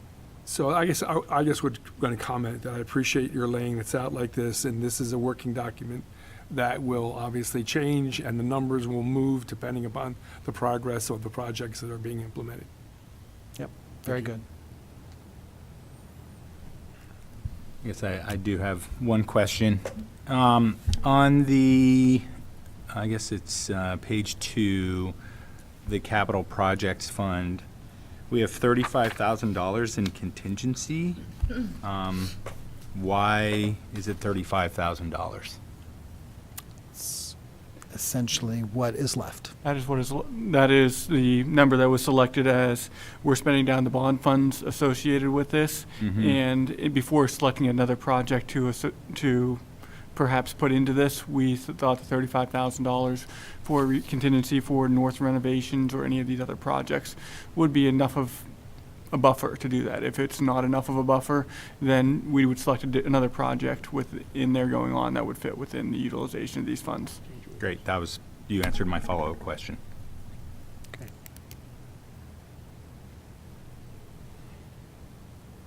All right, thank you so much. Thanks. Dr. Buck will now provide an update on the solar power purchase agreement. Actually, Randy is, Randy, and then don't leave, we're Randy. going to play a little game of back and forth. I forgot. Yeah. So we as a team, but most directly, I've been working with the consultants and the attorney, the legal advisor on the documents for the PPA and then also with the delivery provider. The PPA is in hopefully final edits with the company that is looking to receive the bid for the PPA for the generation of the solar energy. I had exchanged some communications with the attorney today, and hoping that that comes in the very near future. We're hoping to be able to release to the working group the draft documents for review for a 30 to 60 day turnaround, such so that each organization that is going to participate has an opportunity to vote on those. What is probably the most problematic, Peter left this for me to share. No, I'm just kidding. But what is one of the most problematic issues is that the legal team has expended their budget for thus far.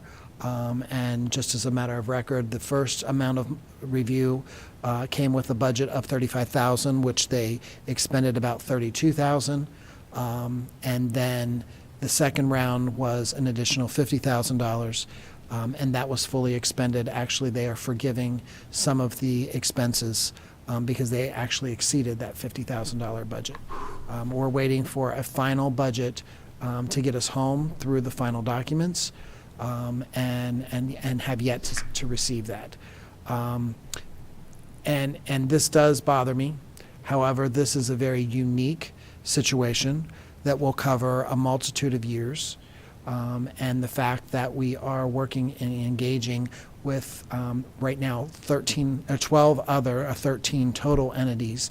The legal costs are not borne by just the school district, they're borne by everyone. So those amounts that I'm sharing are not district costs, they are total costs. But I do not, I am, obviously, it's a lot of money, I get that. But we also don't want to make a mistake. And sometimes sporadic conversations that I do have with the legal team, I do believe that the quality of conversation that I'm having with them is I believe if we're going to consider this, if you're going to consider this for an action item, I believe that the money is well spent at this point in time. So hopefully we'll have something for you later this month, and then be asking all 13 organizations to take action within the next 2 months. Is that helpful? Yeah, and I think one of the things that I wanted to state from our last project management team that I thought was really important was that, so we're working with Greg Shively and Green Sky, and there is a really significant level of guidance and review of the power purchase agreement document itself. And I said something to the effect of, well, this is taking a while and it's expensive, and lawyers are expensive. We know that lawyers are expensive. So I asked Greg to explain why it's important, what he believed was important. And so there's a level of redundancy in the review from the lawyer that helps us have more confidence in what Greg does. And then the second aspect is that because he's a lawyer, the review of the actual law is hugely important. And there are details for who is accountable for what, whether that is us and where that should lie, the developer, the generator, and then making sure that the structure of the document doesn't throw any party into a default, because nobody wants a default, and so we want to be able to basically hedge as much risk in stages, I think that's a fair way to say it, so that we don't end up in a bad situation. And I mean, we are not used to working with these documents. Greg understands them very well. He expressed very high confidence in the lawyer's ability to cross-check all of, he called them tracks, from this thing to that thing so that there would be a maximum level of compliance and risk reduction for the parties involved. If I could just add that the attorney also had a lot of appreciation for our consultant who was able to do a lot of legwork between all of the different parties to help reduce the cost and maintain a focus as well. So I think that was good. And I think I've said this before, but even in the very first conversation that the attorney and I had, I didn't have to use the word swap as a 4-letter word. He did. So that Right. was comforting to me. As it should be. Yes. Are there any questions or comments on this topic? Okay. All right, we're good. 5 minutes? Let's take a 5-minute recess.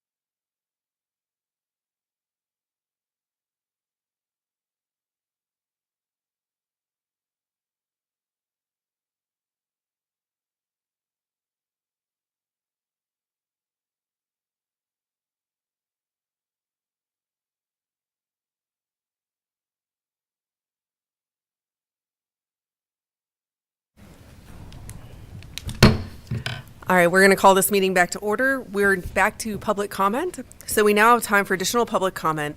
Is there anyone in person who would like to make a public comment this evening? Is there anyone joining remotely that would like to make a public comment this evening? If you do, please feel free to raise your hand in Zoom. Just check out the bottom of your screen and you'll see that icon.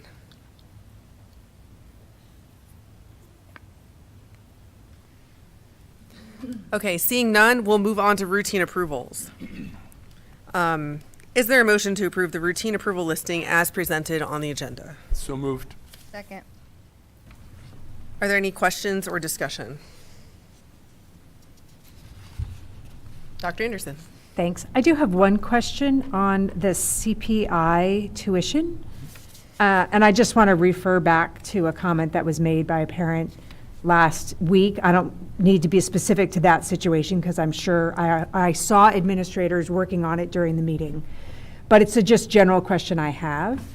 I know we pay CPI tuition if a student wants to pursue something that we don't offer in our CTC.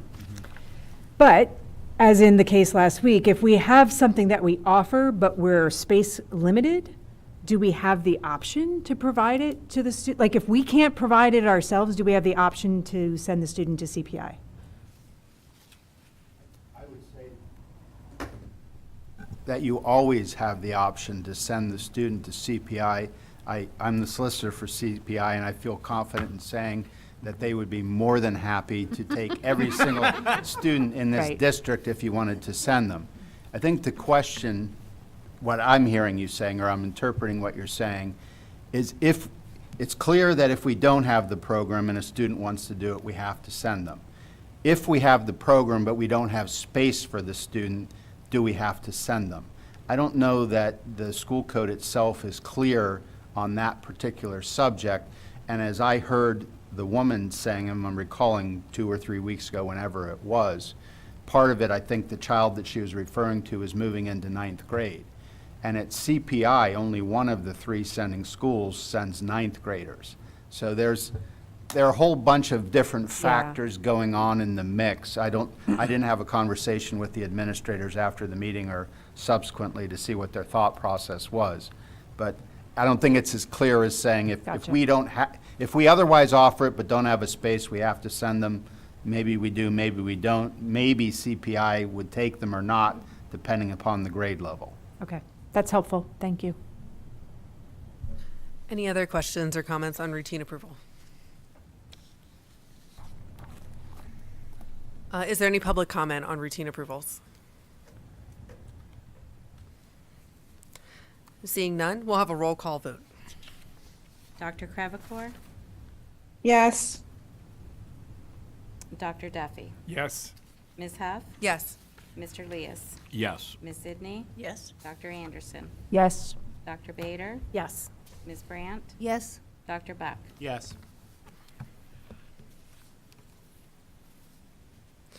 All right, pardon me. Moving on to action items, agenda item 8A is a motion to approve 2023 PSBA Legislative Platform voting delegates.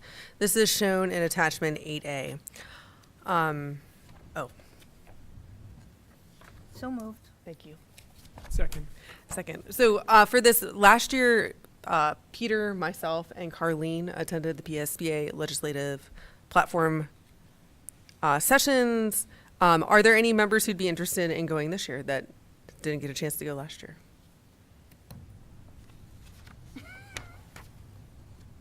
As frequently as everyone's done. I'm happy to go. I'm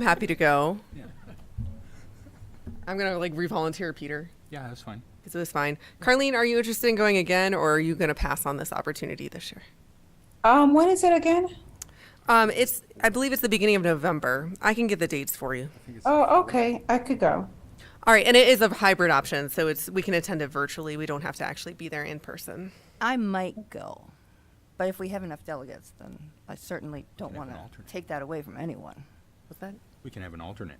We can have an alternate. That's true.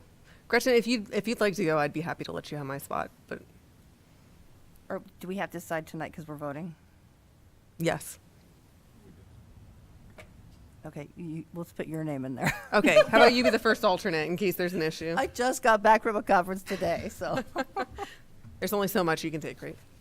We can all take. Okay, so in that case, we will have the same trio go this year as last year, and that will be fun. Well, it doesn't mean that other people can't go. It just means that you're the delegates, right? Correct. You would Okay, still be good. able Then to it's less observe. pressure. Yeah, yeah. Yes. I think anyone can observe. All right. Is there any other comment or discussion on this topic? Just want to say thank you. Yeah, thank you. Thank you. Is there any public comment on this item? We'll have a roll call vote. Dr. Duffy? Yes. Ms. Huff? Yes. Mr. Leas? Yes. Ms. Sidney? Yes. Dr. Anderson? Yes. Dr. Bader? Yes. Ms. Brandt? Yes. Dr. Buck? Yes. Dr. Crevecore? Yes. All right, the motion passes. Agenda item 8B is a motion to approve Mount Nittany Medical Center Health Services, Mount Nittany Physician Group Amendment to Sports Medicine and Athletic Training Services. So moved. Second. Are there any questions or discussion? Dr. Anderson. Thanks. I was just wondering, and Randy knows this is coming, if we could do a brief description of what's changing in the advertising opportunities, because the changes weren't highlighted in the memo. And I did go back and find the old memo, but in case people don't want to have to do that, Randy said he'd be happy to give us a quick summary. Thanks. So as I go down the list of advertising opportunities, we had the signage in the training rooms. We had it in the north and south gyms. We've been working to obtain the branded pop-up tents, and we had the natatorium advertising. We are adding some static signage on the bleachers at Memorial Field. And then once we have the new electronic scoreboard installed at Memorial Field, there will be some digital advertising offered there as well. Those two items were in exchange for static advertising not being available on the new scoreboard. In addition, we did have the digital media placement on the Scasti Athletics webpage before, and then the foundation also offered some monthly e-letter distribution, banner advertising or mentioning. They were Mount Nittany Physicians Group, Mount Nittany Medical Center, whichever, was a lead sponsor for the Maroon and Gray Dinner in May of 2023 that just passed. And then also the foundation is going to be including in their e-letter and magazine highlighting the group's work with the school district. So that is new as well. Okay? Thank you. You're welcome. Any other questions on this item? Is there any public comment for this agenda item? If I could just, Please. one final comment, just to reiterate, this is a fraction of the costs that we were paying several years ago, let alone what I can only imagine that we would be paying today. Yeah, thank you for helping get that together. All right, is there any public comment on this agenda item? Seeing none, we'll have a roll call vote. Ms. Huff? Yes. Mr. Leas? Yes. Ms. Sidney? Yes. Dr. Anderson? Yes. Dr. Bader? Yes. Ms. Brandt? Yes. Dr. Buck? Yes. Dr. Crevecore? Yes. Dr. Duffy? Yes. The motion carries. Agenda item 8C is a motion to approve a Penn State research proposal by Dr. Jess Karen. This is shown in attachment 8C. So moved. Second. Are there any questions or discussion? And Yeah, there, Mr. there Lees. was a point, and it was pretty clear in the memo, that the IRB has to be renewed in November of this year to continue the study. So I just wanted to point that out, that, so this is contingent upon the renewal of that for ongoing studies. And then the other thing was that I would hope that Dr. Karen would share the research with us when the study is finished. Yeah. Do you want to say something? I'm on. I'm more than happy to share anything, and I should have no problem getting a continuing review. I've gotten multiple of them. So it's an NIH funded project. It should all work out that the IRB gets reapproval. And again, I'm more than happy to share any results. Thanks, Dr. Karen. I apologize I didn't see you sooner. Dr. Buck. Yeah, I just have a logistical question. I'm glad you're here. Thank you very much, Dr. Karen. It says on page 2 here of your letter, the intervention includes a commitment to 30 minutes of phonics instruction. Is that repeated? Is this one time? I'm assuming that it's repeated, but I don't want to assume anything. So can you just explain how frequent that 30-minute intervention is? Yeah, so ideally it's every day for 30 minutes, just kind of like all other kids are receiving. This would be, again, for a specialized population where they're often not receiving this intensive, but it's also kind of worded in a way, clearly things happen. So, you don't have to, but we're going for 5 days a week, 30 minutes a day. Great. Yeah, no, that really helps me visualize because I just had no idea what the frequency was and I didn't want to assume anything. So thank you very much. Yeah, sorry. Yeah. Mm-hmm.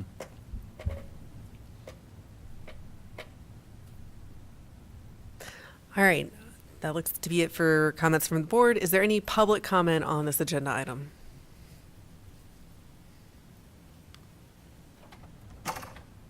Seeing none, we'll have a roll call vote. Dr. Elias? Yes. Ms. Sidney? Yes. Dr. Anderson? Yes. Dr. Bader? Yes. Ms. Brandt? Yes. Dr. Buck? Yes. Dr. Crevecore? Yes. Dr. Duffy? Yes. Ms. Huff? Yes. Motion passes.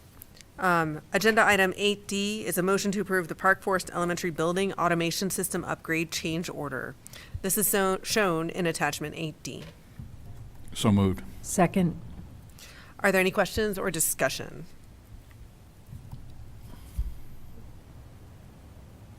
Is there any public comment on this agenda item?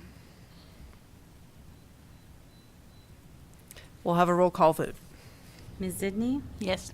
Dr. Anderson? Yes. Dr. Bader? Yes. Ms. Brandt? Yes. Dr. Buck? Yes. Dr. Crevecore? Yes. Dr. Duffy? Yes. Ms. Huff? Yes. Mr. Elias? Yes. Motion carries. Agenda item 8E is a motion to approve the builder's risk insurance coverage. This is shown in attachment 8E. So moved. Second. Are there any questions or discussion? Ms. Zidney. I just did not have time to go back and look. Is this something we've done before, or is this a new thing because of the way the insurance world has changed, or? No, it's something that the district has done before. We have with our current coverage up to 1.5 million in built-in builder's risk. So these projects are above that threshold. Okay. So this is why it's in the separate action item then. Okay. I didn't recall it. Okay, great, thank you. Any other questions or comments on this item? Is there any public comment on this item? Seeing none, we'll have a roll call vote. Dr. Anderson? Yes. Dr. Bader? Yes. Ms. Brandt? Yes. Dr. Buck? Yes. Dr. Crevecore? Yes. Dr. Duffy? Yes. Ms. Huff? Yes. Mr. Elias? Yes. Ms. Sidney? Yes. All right, looking ahead to future meetings, we will have on July 17th, as Mr. Johnson mentioned in his update, a board work session on the Center for Equity and Civil Rights Equity report. That will be at 1 o'clock here in Panorama Village Administration Center in the boardroom.